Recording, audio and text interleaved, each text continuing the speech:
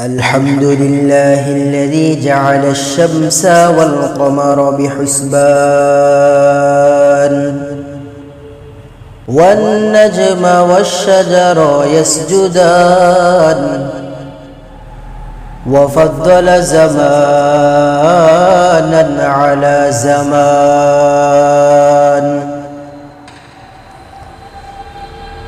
كما فضل مكانا على مكان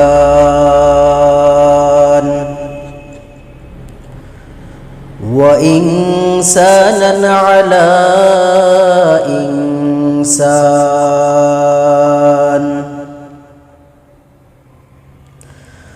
ونشهد أن لا إله إلا الله وحده لا شريك له لا ضد له ولا مد له ولا مثل له ونشهد أن سيدنا وسندنا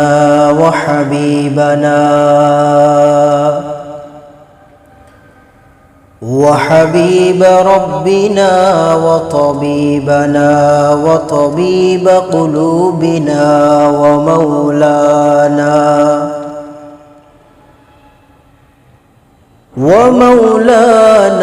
محمدا عبده ورسوله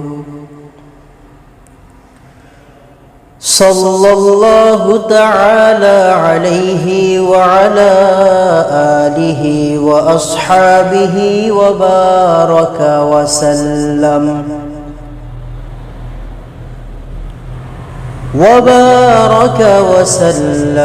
تسليما كثيرا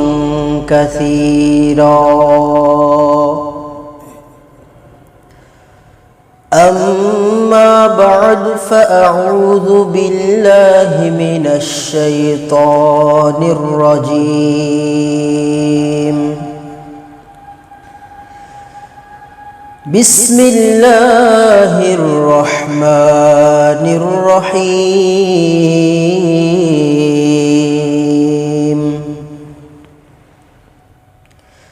إنما يخشى الله من عباده العلماء وقال النبي صلى الله عليه وسلم إن العلماءكم ورثة الأنبياء أو كما قال عليه الصلاة والسلام मैं और मेरे माँ बाप हो कुर्बान मोहम्मद मैं और मेरे माँ बाप हो कुर्बान मोहम्मद हो जाए जुए इश्क़ में कुर्बान मोहम्मद कहलाए मेरी जान हज़ी जान मोहम्मद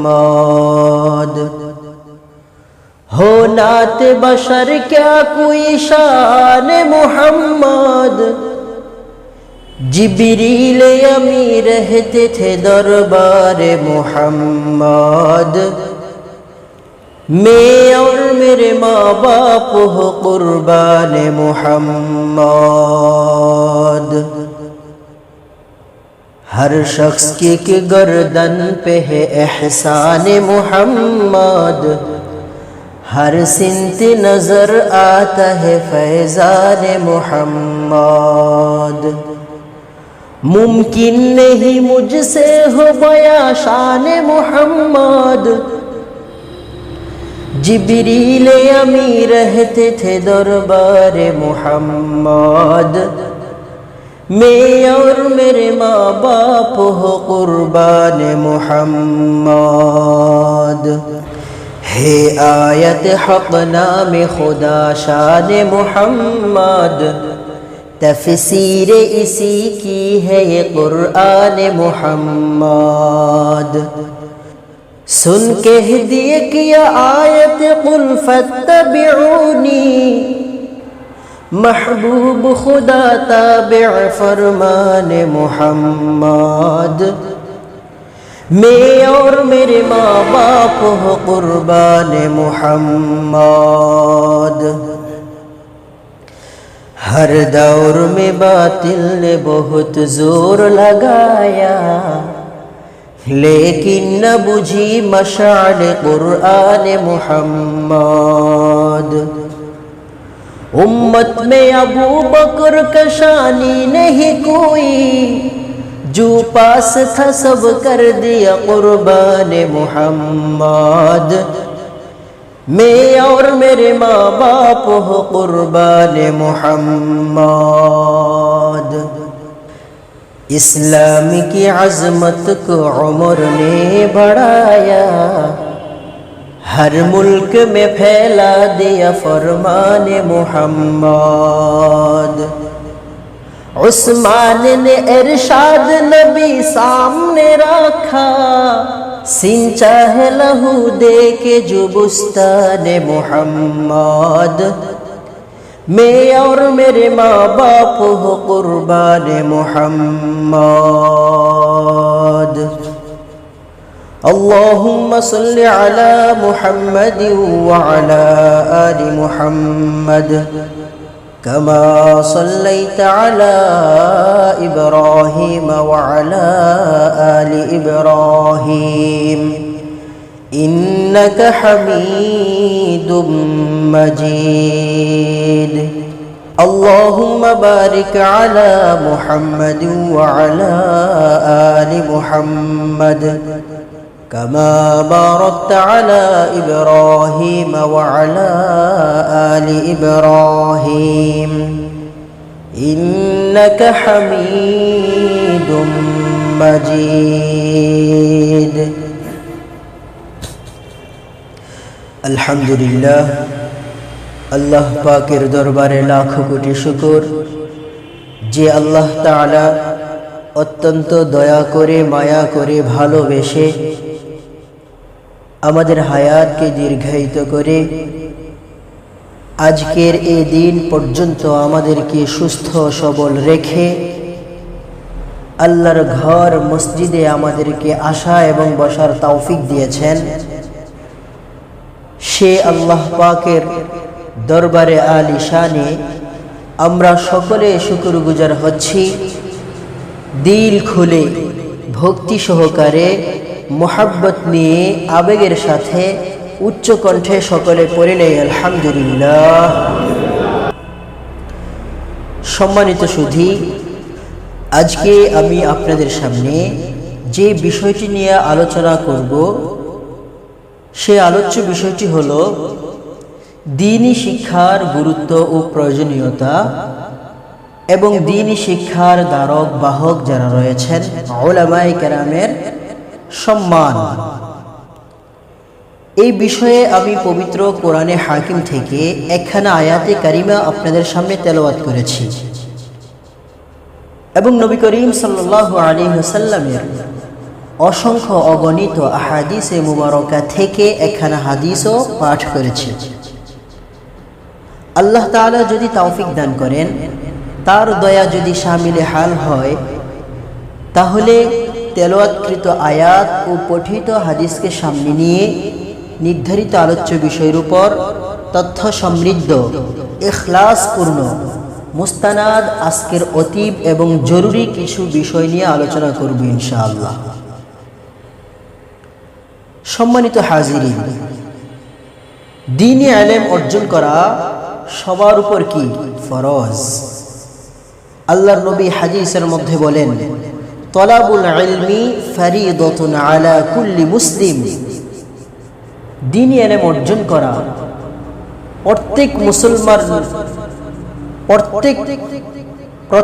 मुसलमान नर नारीर ऊपर फरज।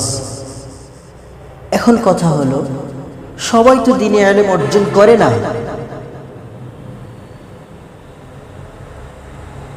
सीमित किछु मानुष এই दीनी इल्म अर्जन करे थाके,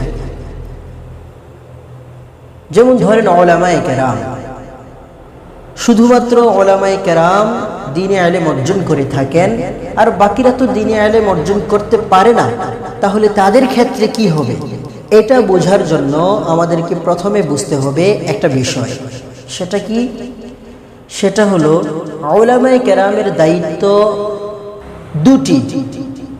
এক নম্বর হলো ছাত্রের বেলায়, যেমন আমরা যারা মাদ্রাসার মধ্যে ছাত্রদেরকে পড়াই, আমাদের দায়িত্ব হলো ওই ছাত্রগুলোকে একজন যুগশ্রেষ্ঠ আলেম হিসাবে গড়ে তোলা, কোরআন হাদিসের প্রকৃত ধারক বাহক হিসাবে তাকে গড়ে তোলা। আর আপনারা যারা জনসাধারণ রয়েছেন, এদের ক্ষেত্রে আমাদের দায়িত্ব হলো আরেকটা। এদের ক্ষেত্রে অর্থাৎ আপনাদের ক্ষেত্রে আমাদের দায়িত্ব কি, এটা বোঝার জন্য আল্লাহর নবীর একটি হাদিস আমাদেরকে জানতে হবে। আল্লাহর নবী বলেন, হে আমার উম্মতগণ, তোমাদের উপর দ্বীনে ইলম অর্জন করা তো ফরজ, কিন্তু যারা দ্বীনে ইলম অর্জন করতে পারে না, জনসাধারণ আওয়াম রয়েছে, তাদের ক্ষেত্রে কি করণীয়? আল্লাহর নবী বলেন, কুনা আলিমান, তুমি আলেম হও। যেহেতু তুমি আলেম হতে পারলা না, আও মুতাআল্লিমান, তাহলে তুমি আলেমের ছাত্র হও। তাহলে জাহান্নাম থেকে বাঁচার প্রথম কারণ হলো আলেম হওয়া। দ্বিতীয় কারণ কি? আলেম যদি হতে না পারো, তাহলে আলেমের ছাত্র হও। আলেমের ছাত্র যদি তুমি হতে না পারো, আও মুস্তামিআন, তাহলে আলেম যা বলে, আলেম যা তোমাদেরকে বুঝায় তা তোমরা বুঝো এবং তা মানো। অর্থাৎ কোরআন এবং হাদিস থেকে উলামায়ে কেরাম আপনাদের সামনে যা বলবে আপনারা ওইগুলো মানবেন এবং শুনবেন। যদি উলামায়ে কেরামের কথা শোনার তৌফিক না হয়, অথবা এমন এক জায়গায় থাকেন যেখানে যোগ্য কোনো উলামায়ে কেরাম নেই, তাহলে করণীয় কি? তখন আল্লাহর নবী বলেন, আও মুহিব্বান, তাহলে তুমি উলামায়ে কেরামকে মুহাব্বত করো। তাহলে আমরা বুঝতে পারলাম জাহান্নাম থেকে বাঁচার কয়েকটা রাস্তাও বলে দিয়েছেন। তুমি যদি আলেম হতে না পারো, তাহলে দ্বিতীয়ত তুমি হয়তো আলেমের ছাত্র হও। আলেমের ছাত্রও যদি না হতে পারো, আলেম যা মানে তা তুমি মেনে চলো। এটাও যদি তোমার দ্বারা সম্ভব না হয়, আও মুহিব্বান, তাহলে আলেমকে তুমি মুহাব্বত করো, তাহলে অন্তত তুমি এর উসিলায় নাজাত পেয়ে যাইবে। ওয়ালা তাকুনিল খামিস, এবং তুমি পঞ্চম শ্রেণীর মধ্যে পড়ো না। যদি তুমি পঞ্চম শ্রেণীর কাতারে পড়ে যাও, ফাতাহলিক, তাহলে তোমার জন্য ধ্বংস অনিবার্য, অর্থাৎ তোমার জন্য জাহান্নাম। এই জন্য আল্লাহর নবী আমরা যারা আলেম হতে পারি না, জনসাধারণ, এদের জন্য একটা তরিকা বাতলিয়ে দিয়েছেন। सुनो के आलिमों का मर्तबा बहुत बुलंद है, ये वारिसे रसूल है, वफा बहुत बुलंद है। सुनो के आलिमों का मर्तबा बहुत बुलंद है, ये वारिसे रसूल है, वफा बहुत बुलंद है। ये मस्जिदों का नूर है, ये कौम का चिराग है, रसूल के लाडले हिदायतों की बाग है।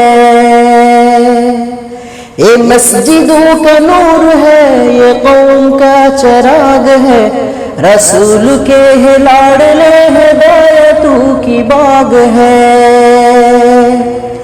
उन्हीं से अपने दीन की सदा बहुत बुलंद है, सुनो के आलिमों का मर्तबा बहुत बुलंद है।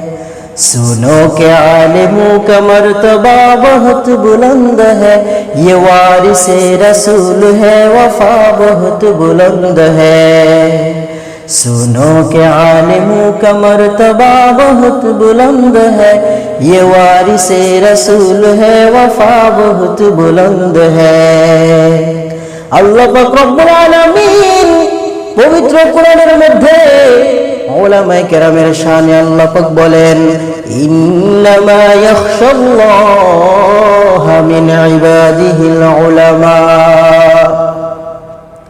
নিশ্চয় আমার বান্দাদের মধ্যে উলামায়ে কেরাম সবচেয়ে বেশি আমি আল্লাহকে ভয় করে। আমার বান্দাদের মধ্যে উলামায়ে কেরাম আমি আল্লাহকে সবচেয়ে বেশি ভয় করে। হাদিসের মধ্যে আল্লাহর নবী বলতেছেন, ইন্নাল উলামাআকুম ওয়ারাসাতুল আমবিয়া, উলামায়ে কেরামকে আল্লাহর নবী নিজের ওয়ারিস হিসাবে সাব্যস্ত করেছেন। নবীদের কোনো ওয়ারিস নাই, নবীদের কোনো টাকা পয়সার ওয়ারিস নাই, নবীদের ধন দৌলতের কোনো ওয়ারিস নাই, নবীদের জায়গা সম্পদের কোনো ওয়ারিস নাই। নবীদের ওয়ারিস হলেন একমাত্র উলামায়ে কেরাম। আজকে উলামায়ে কেরামকে দেখলে আমাদের গায়ের জ্বালা ধরে যায়, আজকে উলামায়ে কেরামকে দেখলে আমাদের মুখ মলিন হয়ে যায়। উলামায়ে কেরাম, আল্লাহর নবী উলামায়ে কেরামের ব্যাপারে কি বলেছেন? ফাদলুল আলিমি আলাল আবিদি কাফাদলি আলা আদনাকুম। আল্লাহর নবী এই হাদিসের মধ্যে বলতেছেন, হে আমার উম্মতগণ, আমি নবীর মর্যাদা তোমাদের কাছে যত বড়, একজন আলেমের মর্যাদা একজন আবেদের তুলনায় তত বড়।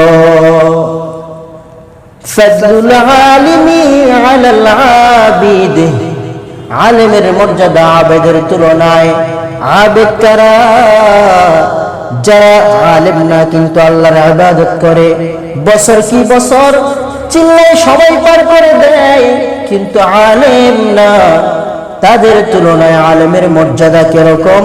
কাফাদলি আলা আদনাকুম, তোমাদের কাছে আমি নবীর মর্যাদা এত বেশি, একজন আলেমের মর্যাদা একজন আবেদের তুলনায় তত বেশি।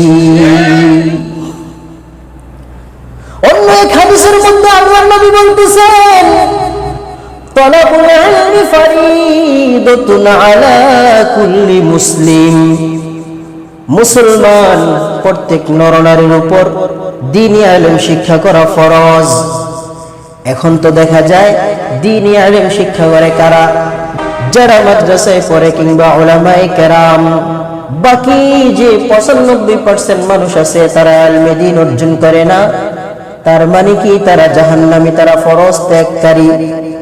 না না, অন্য এক হাদিসের মধ্যে আল্লাহর নবী অপশন দিয়েছেন, যারা আলেম না তাদের ক্ষেত্রে জাহান্নাম থেকে বাঁচার কয়েকটা অপশন আল্লাহর নবী দিয়েছেন।